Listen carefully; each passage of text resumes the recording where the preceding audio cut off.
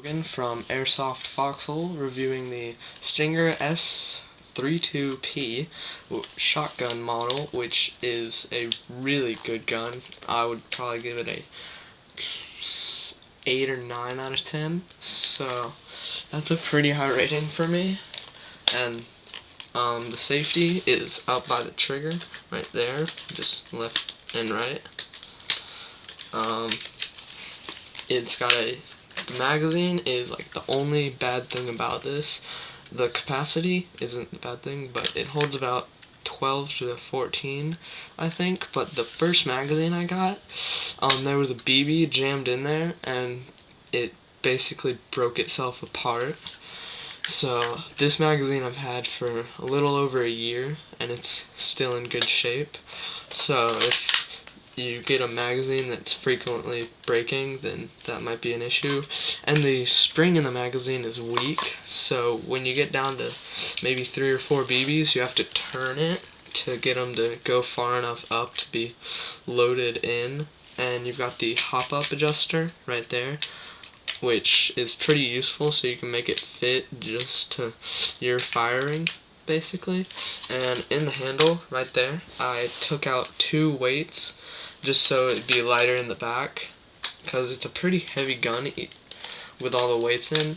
And in the front there was a huge rod weight, and I removed that mainly because if you unscrewed this right here, you can fill this entire thing up with BBs, which is really useful because you can just dump it into a pump speed loader, which is what I use, and that just makes it to where you don't have to go to base to reload, because I know with my airsoft field, which I can show you later on when I finish, it has the main reloading areas are the bases where I built some shelves. But if you can just keep a little extra BBs on you, it saves you some time and possibly saves you from getting shot on the way back to base. It's got a aluminum barrel, which is pretty accurate. It's completely secured in by the plastic barrel, and it's got a rack up on the top so you can put a tactical flashlight or maybe a scope or any sort of thing. Just fits on this type really easily. And the here I'll show you it shooting, but completely empty, just so you can tell the power of some guns by the sound. So